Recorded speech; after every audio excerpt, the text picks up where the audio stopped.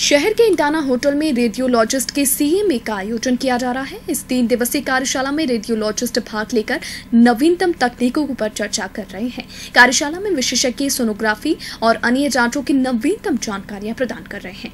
आयोजकों ने बताया कि रेडियोलॉजिस्ट को अपने क्षेत्र की नवीनतम जानकारियां उपलब्ध करवाने के उद्देश्य से इस सीएमए का आयोजन किया जा रहा है। तो सेहत जनता की खराब हो सकती है, होने वाली माँ की खराब हो सकती है, किसी भी औरत की खराब हो सकती है।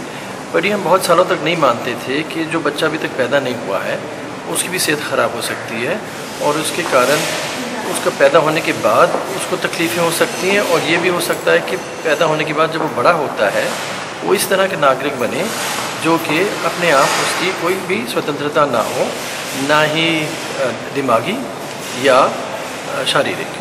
तो इस चीज़ के लिए एक नई स्पेशलिटी निकली थी जिसको हम लोग कहते हैं फीटल मेडिसिन।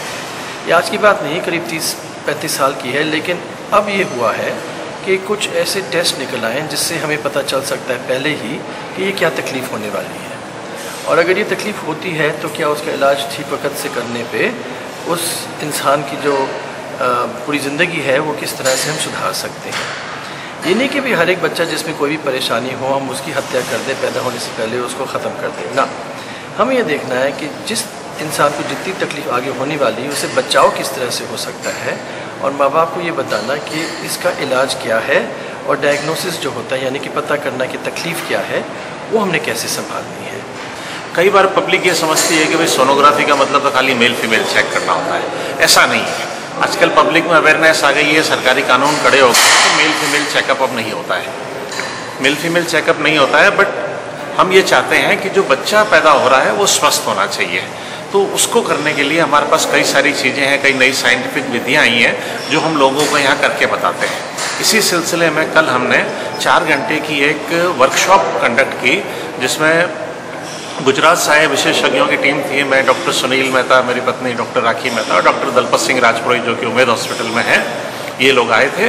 इन लोगों ने 8-9 मशहूर पेशेंट्स के ऊपर प्रयोग करके और उसमें पब्लिक को लाइव डेमो करके बताया कि इसके अंदर बीमारियों का त्वरित निदान किस तरह से किया जा सकता है और उसके बाद में बच्चे को आगे इलाज के लिए कैसे भेजना है, उसको घर में रखा जाना संभव है या नहीं है। इस तरह की एक कल वर्कशाला भी जो वर्कशॉप होती है, कार्यशाला होती है, वो भी कल हमने ऑर्गेनाइज की थी। इसके अंदर पूरे संभाग से करीब 125-150 व्यक्ति आए हुए हैं जो राजस्थान के और गुजरात के कोने कोने से आए हैं। और इसमें हमने राष्ट्रीय स्तर के करीब 17-18 विशेषज्ञों को बुलाया है जो कोचीन से लेके दिल्ली तक से आ रहे हैं। इस संभाग का सबसे बड़ा मातृवंश शिशु चिकित्सालय है और वहाँ मरीजों की बहुत ही अत्यधिक तादाद में संख्या आती है इलाज के लिए और प्रसव के लिए।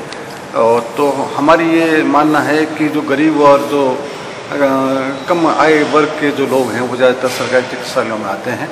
तो हमारी आवश्यकता है कि जिस तरह से निजी क्षेत्र में ये जो आपकी ज्ञान की वृद्धि हो रही है, डॉक्टर्स अपडेट हो रहे हैं, वो हमारे सरकारी चिकित्सक बंधु और आसपास के पूरे संभाग के चिकित्सक जो छोटे छोटे कस्बों और जिलों में काम कर रहे हैं वो भी आए और अपने ज्ञान में वृद्धि करें और साथ में अपने देश में और विशेषकर अपने इस संभाग में जो मातृ शिशु मृत्यु दर है जो इस कारण होती है कि उसको समय पे उनका ना तो जानकारी ना जांच होती है। तो कई बार हम आवश्यक जानकारियां और आवश्यक जांच के उपकरण न होने से उनको हम सही समय पर जांच में जो गलती है या जो उसकी खराबी है, जो चाहे वो गर्भ शिशु में हो चाहे माता के कोई खराबी बीमारी हो, वो सही समय पर जाँच नहीं कर पाते हैं।